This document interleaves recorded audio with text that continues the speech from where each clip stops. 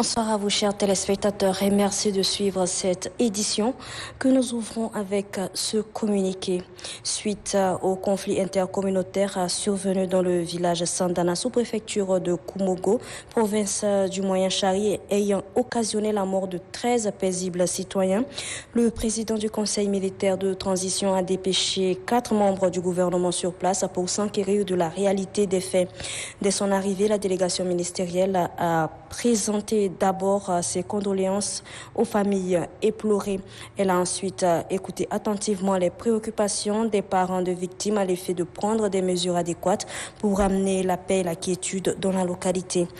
Dans sa quête de ramener l'ordre public, elle a instruit les services de défense et de sécurité de procéder aux arrestations de présumés auteurs et complices de ce massacre et rechercher les personnes en fuite.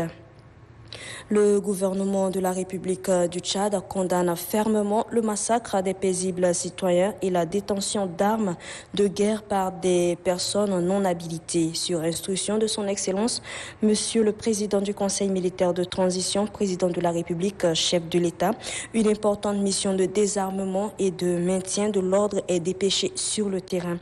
Une enquête est ouverte par le procureur de la République près le tribunal de grande instance de Sarre pour faire toute la lumière sur ces événements malheureux et de situer les responsabilités des uns et des autres.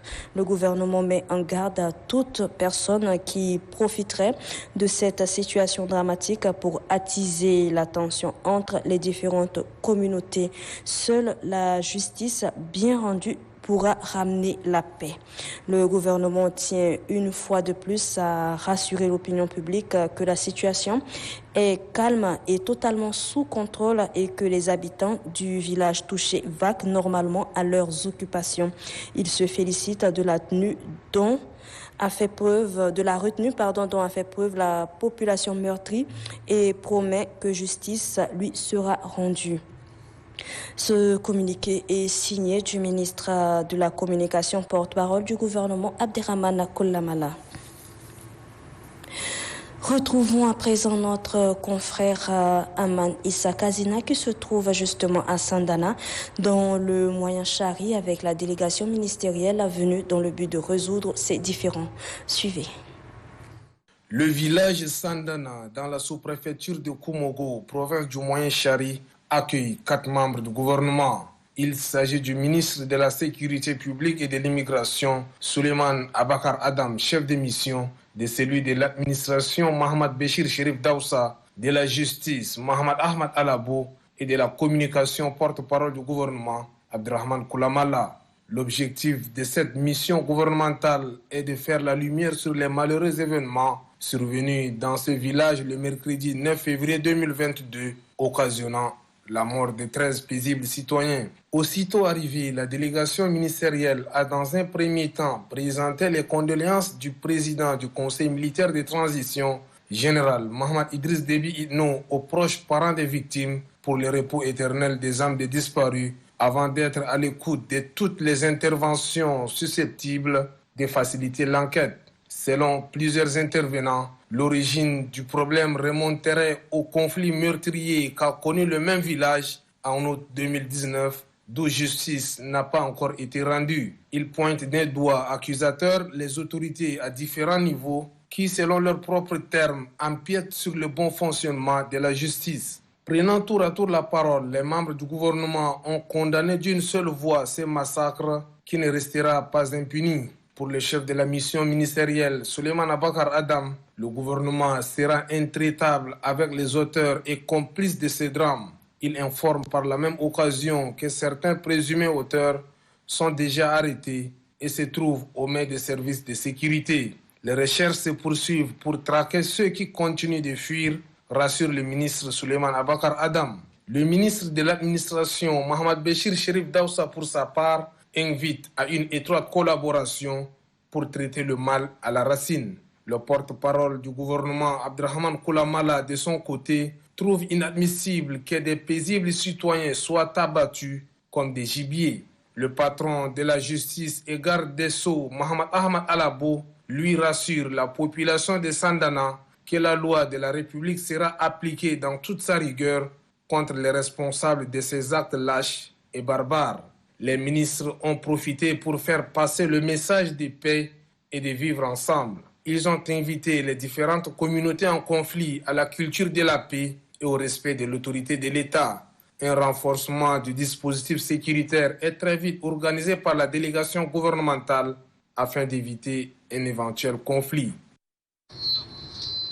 Le CONIT, Conseil national des importateurs, investisseurs industriels et exportateurs, a tenu son assemblée générale extraordinaire cet après-midi. Une assemblée générale à l'issue de laquelle un nouveau bureau exécutif a été mis en place, lequel bureau a pour président Moussa Adou Moussa. Reportage Kalia Gavoutna.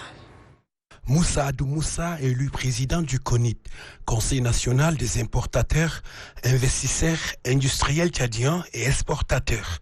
Jusque-là président par intérim, il a été désigné par consensus par ses pairs au cours de l'Assemblée générale extraordinaire élective de cette corporation des opérateurs économiques. Moussa Adou Moussa aura dans cette lourde mission de défendre les intérêts de ces derniers qui ont placé leur confiance en sa personne pour présider aux destinées du CONIT. Vous avez vu,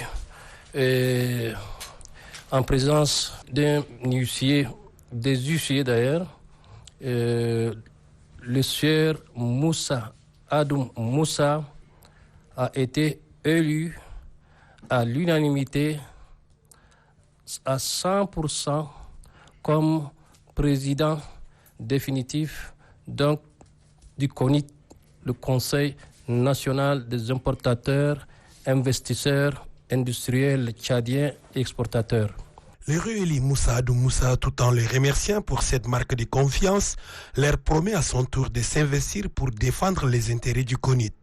Il a exhorté ses pairs à lui prêter main forte pour l'accomplissement de sa mission et en appelle à une union sacrée pour préserver les intérêts du CONIT. Aujourd'hui, 13 février, c'est la journée mondiale de la radio. Le thème retenu cette année est Radio et confiance. Adef Ahmad Benrama s'est intéressé à l'importance de cette journée. Suivez. Célébrer chaque 13 février, la journée mondiale de la radio a été proclamée en 2011 par les États membres de l'UNESCO et adoptée par l'Assemblée générale des Nations unies. Par la célébration de cette journée, l'on voudrait sensibiliser davantage le public et les médias sur l'importance de la radio. Cet outil de communication fournit un accès rapide et abordable à l'information en temps réel et à une couverture professionnelle des questions d'intérêt public ainsi qu'une garantie d'éducation et de divertissement à distance. Ayant cette capacité de toucher le plus large public, ces médias a cette possibilité de façonner l'expérience de la société dans la diversité, être l'arène où toutes les voix peuvent s'exprimer, être représentées et entendues. De plus, cette journée vise notamment à encourager les décideurs à développer l'accès à l'information par le biais de la radio et à renforcer la mise en réseau et la coopération internationale entre radiodiffuseurs. Au Tchad comme partout ailleurs, la radio a contribué à l'édification de la société, à l'éducation, au divertissement, à l'éveil des consciences, à l'ancrage de la démocratie et à la cohésion sociale. Forte de plus d'un siècle d'histoire, la radio reste l'un des médias les plus fiables et les plus utilisés. Et puis, le ministère de la Santé publique et de la Solidarité nationale continue de sensibiliser la population contre la maladie à coronavirus. En partenariat avec l'ONG Al-Barka, une campagne de sensibilisation a été lancée au lycée féminin. C'est le conseiller du ministre de la Santé publique, Taha Oulesh, qui a officié la cérémonie. Un reportage de Mbaye Gissem Sadok Brunel rendu par Nguyen Bengueri. La lutte contre la pandémie de Covid-19 préoccupe à plus d'un titre le ministère de la Santé publique et ses partenaires. C'est dans ce contexte que l'ONG Al-Barka entame cette campagne de sensibilisation. Au lycée féminin, ce sont les élèves et la population de la commune de 5e arrondissement qui ont été édifiés sur les risques que représente le coronavirus. Au niveau du ministère de la Santé publique, il y a de nouvelles visions, des nouvelles orientations données par le ministre lui-même à tous les organes censés mener les actions de lutte contre la pandémie de Covid-19. Et parmi ces orientations, nous pouvons retenir celle-là, celle qui consiste à associer les associations de la société civile dans toutes les actions et activités de lutte contre la pandémie de Covid-19. Selon la présidente de l'ONG Al-Barka Djora Mahmat Mouktar, cette campagne de sensibilisation organisée dans la commune du 5e arrondissement marque le point de départ et va s'intensifier dans d'autres communes afin d'amener la population à prendre conscience de la dangerosité que représente cette pandémie. L'association Femmes Médecins du Tchad, FMT, a organisé ce matin une journée de consultation gratuite au profit du Centre d'accueil et de réinsertion sociale des enfants et jeunes démunis. Cette activité est le fruit d'une collaboration avec le ministère de la Santé publique, a fait entendre la secrétaire générale de l'association des Femmes Médecins du Tchad. La dite initiative intervient pour assister médicalement ces enfants démunis et dépourvus de nécessités primordiales. Guillaume Djoingar nous en parle. C'est pour redonner du sourire aux démunis que cette association des bienfaisances s'est rendue au centre d'accueil et de réinsertion sociale des enfants et des jeunes d'Akuna Espoir, conduite par la secrétaire générale de la dite association Khadija Amadaï Abgrené. Ces corps soignants est allé consulter gratuitement ces enfants défavorisés. Avant d'être médecins, nous sommes aussi des mères, de femmes. Donc nous avons pensé à partager un moment avec ces enfants-là et d'évaluer aussi la santé. Donc c'est ainsi que nous avons pris l'initiative d'organiser en ce jour une journée de consultation. Le président du centre d'Akuna Espoir, Alevanda Vokozud, a salué cette action hautement humanitaire par cette association. La Croix-Rouge du 4e arrondissement a organisé la cérémonie de sortie de la 24e promotion des équipiers brigadiers de la Croix-Rouge de la dite commune. Objectif, évaluer leur capacité d'appui en cas d'urgence. Un reportage à Dousman Adey rendu par Guillaume Djoingar. Le comité départemental de la Croix-Rouge du 4e arrondissement s'agrandit avec la sortie de 54 brigadiers de la 24e promotion. Les représentants des lauréats a saisi cette occasion pour exprimer sa gratitude aux formateurs qui ont donné le meilleur d'eux-mêmes. L'administrateur délégué auprès de la commune du 4e arrondissement, Mamat Ahmad, a rendu un hommage aux volontaires de la Croix-Rouge du 4e arrondissement pour le service rendu à sa population et les rassure de son soutien. Le vice-président du comité départemental de la Croix-Rouge du 4e arrondissement, Aboubakar Choua, invite les brigadiers nouvellement formés à être disponibles au service de la population. Vous avez suivi avec enthousiasme et volonté manifeste vos formations sur les équipiers brigadiers en premier secours d'urgence. Nul n'ignore l'importance de la place qu'occupent les volontaires de la Croix-Rouge dans une communauté donnée. La remise des attestations de fin de formation a bouclé la cérémonie avec une ambiance bon enfant. Les villages Tomakessa 1 et 2 dans la commune du 7e arrondissement de la ville de N'Djamena ont abrité hier soir un meeting de soutien au Conseil militaire de transition organisé par l'association citoyenne Firina. Ce meeting entre dans le cadre des activités de cette organisation, celle d'œuvrer pour l'unité et la concorde nationale. Au compte rendu, la Chakbe Pabame Désiré. Au village Tomakessa 1 et 2 dans la commune du 7e arrondissement de la ville de N'Djamena, les membres de l'association citoyenne Firina sont venus porter le message de paix, du vivre ensemble et de la cohabitation pacifique prônée par les autorités de transition.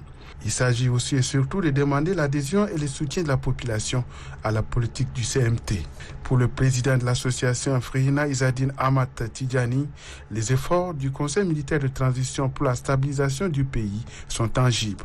Le Conseil militaire de transition, en ce laps de temps, a démontré à l'opinion nationale et internationale sa bonne foi de conduire avec brio le Tchad. Nous réitérons nos soutiens indéfectibles au Conseil militaire de transition, au président de la République, son Excellence Mahamat Idriss Déby Itno, et appelons les Tchadiens à faire de même. Saisissant l'opportunité, les dignitaires de ces localités ont égrené quelques chapelets de doléances relatifs au manque des infrastructures sanitaires et scolaires. Lesquelles doléances, le président de l'association Frina Izzadine Ahmad Tidjani promet de les transmettre à qui de droit. L'hôpital provincial de Doba a bénéficié de nouveaux équipements techniques pour le service d'imagerie médicale. Les techniciens ont également reçu une formation pour la maîtrise de ces outils adaptés à la nouvelle technologie. Madinga Néons. Ce sont la radiologie mobile, un onduleur, un numériseur, un ordinateur et des accessoires qui sont installés à l'hôpital provincial de Doba. En cette première phase, les partenaires forment les techniciens en imagerie médicale. Les différentes thématiques de radiologie, le traitement des images par un logiciel spécialisé, ainsi que l'interprétation des images d'alarme et la résolution d'erreurs du système Calenta sont entre autres les thématiques de la formation conduite par Doudie Chang Abedeni, consultant des prestataires bioéthiques et Fort Lamy. Dr Ali Soumaïne Baga, délégué provincial de la santé du Logone oriental, appelle à une bonne utilisation de ces outils, puis invite la population à fréquenter l'outil service. Ceci est une nouvelle technologie, il faut vraiment que ça serve à la population. Ça, c'est très important. Dorénavant, les techniciens en imagerie médicale de l'hôpital provincial de Doba vont se départir de l'analogie au numérique pour une prestation de qualité. Et puis le coordonnateur adjoint de la plateforme jeunesse participative du Tchad, JPT, Ousmane Ali Anour, a fait un point de presse cet après-midi au siège social du mouvement citoyen Génération MG23. Point de presse relatif à la tenue de la semaine de l'unité qui aura lieu du 20 au 28 février 2022, placé sous le thème engagement de la jeunesse dans le processus du maintien de la paix durable au Tchad. L'objectif visé à travers cette semaine de l'unité est de sensibiliser les jeunes sur les notions de la paix et du vivre ensemble. Nous l'écoutons. La semaine de l'unité est une initiative des jeunes volontaires dont l'objectif est d'accompagner le gouvernement. La semaine de l'unité se tiendra notamment dans 3 villages intitulé Les 3 sorties de la ville d'Injamena. Il s'agit du village de Bocha, du village de Bakara, sans oublier le pont Belilé. Créer les conditions nécessaires permettant aux jeunes de s'impliquer dans le développement du Tchad. Créer un espace de dialogue entre les jeunes leaders et les acteurs sociaux, culturels autour des points forts touchant le développement du Tchad qui sera sanctionné par un document qui sera présenté officiellement au public. Un autre point de presse, celui du président de la sous-coordination nationale pour la paix et d'appui au CMT de la province du Ouadaï. Mahamat Abdelkerim appelle les leaders religieux à livrer le message de paix et de cohabitation pacifique. Suivez. Nous, au nom de la sous-coordination nationale au CMT pour la paix de la province de Ouadaï, en tant qu'ambassadeur de la paix, nous appelons à tous les acteurs de la paix, comme les associations, les leaders religieux, tels que les imams à la mosquée, les pasteurs à l'église, les chefferies traditionnelles, de transmettre un message haut et fort dans les lieux publics sur la cohabitation pacifique et le vivre ensemble. Le président fondateur de l'ONG Action africaine pour le développement humanitaire et social, ADUS, Brahim Tidjani Djimé, a animé une conférence de presse. Elle est placée sous le thème « Rôle de la jeunesse dans la vie politique pendant les 3 dernières décennies » et sa contribution actuelle pour une transition. Notre reporter Omar Ibrahim y était, son reportage. Cette conférence de presse animée par le président fondateur de l'ONG Action africaine pour le développement humanitaire et social, Brahim Tidjani Djimé, est axée sur le rôle de la jeunesse dans la vie politique pendant les 3 dernières décennies et sa contribution actuelle pour une transition apaisée. À travers cette thématique, la plateforme Action africaine pour le développement humanitaire et social, ADUS, entend promouvoir la paix et sensibiliser la jeunesse tchadienne pour sa participation effective au prochain dialogue national inclusif. Devant les hommes des médias, l'orateur Brahim Tidjani Djimé s'est appesanti sur l'influence de certains jeunes par des chefs de formation politique. Cette présence témoigne de l'intérêt que la jeunesse porte sur notre chère patrie et aussi le souci d'apporter sa contribution pour une transition apaisée. La place de la jeunesse dans la classe politique et au futur Forum national inclusif sont, entre autres, les questions évoquées par les participants. Brahim Tidjani Djimé se réjouit des efforts fournis par les conseils militaires de transition pour réintégrer plus de jeunes dans la gestion des affaires publiques. Une mission de la Commission nationale d'accueil de réinsertion des réfugiés CNAR a remis officiellement des dons composés de vivres et de non-vivres aux retournés tchadiens du Cameroun. Alain Yomo, reportage. Cet appui du gouvernement fait suite aux douloureux événements survenus récemment au Cameroun voisin. Ainsi, 104 ménages répertoriés, composés de 745 personnes rapatriées, bénéficieront de 200 sacs de maïs, 120 de riz, 75 cartons d'huile, de nattes, moustiquaires, dattes et de poissons séchés. De quoi réjouir le sous-préfet de Katoa, Ibrahim Oumar Naïda, qui salue l'hospitalité des populations d'accueil. Le chef de projet Migration Mixte, Hamid Mahamat, insiste sur la bonne répartition du don qui vient soulager en partie. Le préfet du département de Mayo-Lémien, Joël Larry, se dit soulagé par ce geste de cœur de la part de la hiérarchie qui vient sceller la solidarité du gouvernement vis-à-vis de ses administrés. Le préfet Joël Larry loue à sa juste valeur ce don de l'État avec ses partenaires qui intervient toujours en moments difficiles. Parlons à présent de ce spectacle d'humour en mode stand-up féminin qui s'est déroulé à l'Institut français du Tchad, une initiative de Valérie Ndongo, humoriste et producteur camerounais qui vise à découvrir et promouvoir le talent des jeunes filles en humour. Ahmad Garasta. L'Institut français au Tchad est au rendez-vous pour le festival africain stand-up au féminin. Pour ce deuxième jour, les activités sont consacrées uniquement à la consécration de l'humour au féminin. C'est une initiative de Valérie Ndolo, humoriste et producteur camerounais de concert avec l'Institut français du Tchad. Un projet qui vise à découvrir et promouvoir le talent de jeunes filles en humour. Il faut voir une femme intellectuelle quand tu l'invites dans un restaurant. Elle vient s'asseoir. Le gérant, il demande, mademoiselle, vous voulez... je vous sers quelque chose. Selon l'initiateur, cette rencontre est une opportunité à détecter, professionnaliser et valoriser les jeunes femmes de toutes les couches sociales au métier de la scène et particulièrement le genre humoristique appelé stand-up. Il y a déjà beaucoup de jeunes Tchadiens qui sont intéressés par l'humour et ça, je suis vraiment impressionné. Et honnêtement, vraiment sans flatterie, le Tchad, c'est le pays qui nous a donné le plus de femmes humoristes. Je ne m'attendais pas à voir autant de femmes s'intéresser à l'humour au Tchad. C'est un véritable moment de fou rire avec des prestations des humoristes sur l'actualité politique de l'heure pour offrir au public un spectacle de taille.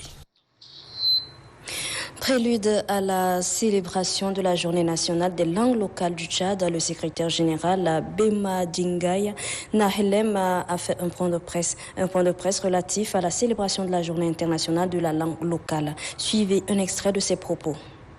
Aujourd'hui, nous vous rencontrons pour vous annoncer le lancement du festival Toumaï des langues maternelles parlées en République du Tchad. Première édition. Et pour la première fois dans notre pays, en témoigne à cette occasion, en partenariat avec l'administration générale de la direction de l'alphabétisation et de la promotion des langues nationales, d'Aplan au ministère de l'Éducation nationale.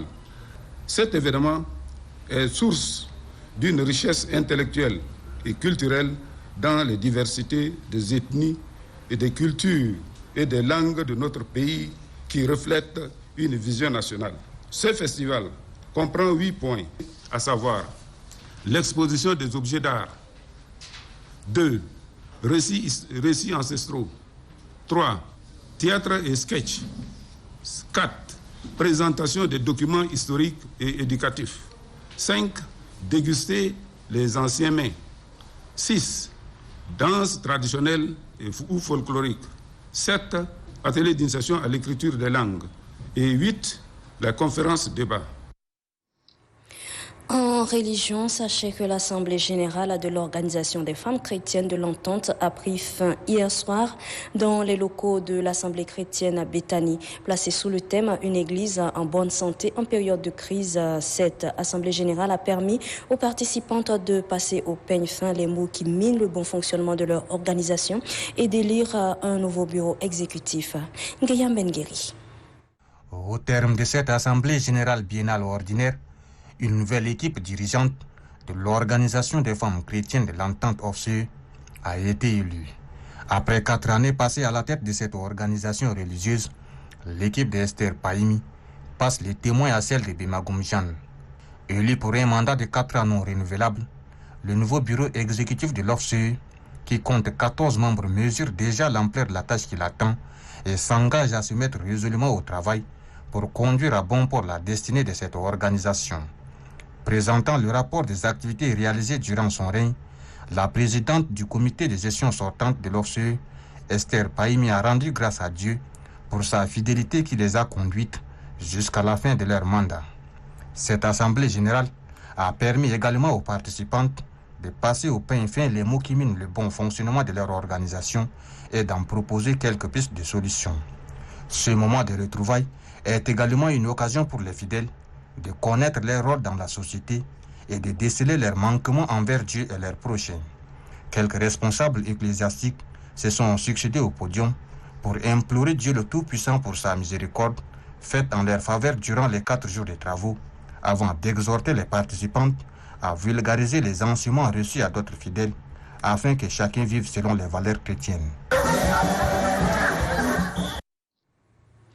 Et puis le bureau exécutif du consistoire de N'Djamena 3 organise du 12 au 13 février 2022 sa 3e assemblée générale ordinaire, présidée par le pasteur Ibé Panogoulouabé.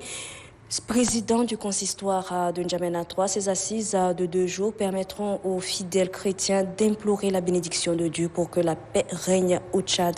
Un reportage de Solo Goyotou Elise rendu par Fatimi Mahamat.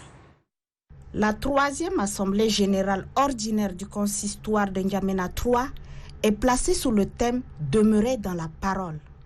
Un thème tiré du livre de Jean 8, verset 31. Ce thème aussi révélateur appelle les fidèles chrétiens à plus d'engagement pour implorer la bénédiction divine en vue de faire face à la crise sanitaire due à la pandémie de Covid-19.